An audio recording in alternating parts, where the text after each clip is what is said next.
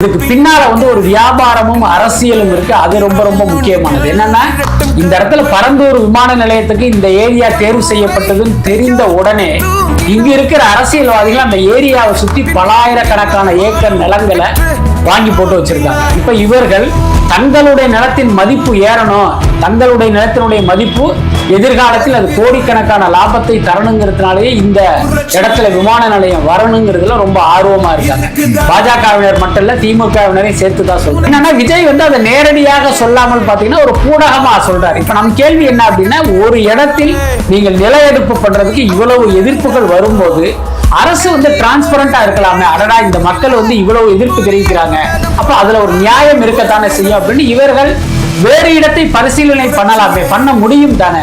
நீ ஏன் பண்ணாம இந்த இடத்துல தான் நாங்க விமான நிலையம் அமைப்போம் அப்படின்னு நீங்க உறுதியா இருக்கீங்கிறத நம்முடைய கேள்வி. எல்லாத்துக்கும் மேல நாம் கேட்கிற கேள்வி என்னன்னா, இந்த மக்களை இந்த இடத்துல இருந்து விரட்டி விட்டு இந்த இடத்துல விமான நிலையம் வரணும்னு சொல்றீங்களே, இந்த விமான நிலையம் நம் நாட்டினுடைய சொத்தாக இருக்குமாங்கிற உத்தரவாதத்தை உங்களால கொடுக்க முடியும்? நீங்க விமான நிலையம் கட்டி என்ன பண்ணுவீங்கன்னா அதானி கிட்ட போய் கொடுத்துருவீங்க. அதானே நடக்கும். இங்க இருக்கிற பல விமான நிலையங்களை அதானி கிட்ட தானே கொடுத்துருவீங்க. அப்ப அதானி என்கிற ஒரு தனி மனிதன் சம்பாதிப்பதற்காக அங்க இருக்கிற பூர்வ குடிகளை எல்லாம் அடித்து விரட்டுவீர்களா அப்படிங்கிறது தான் கேள்வி.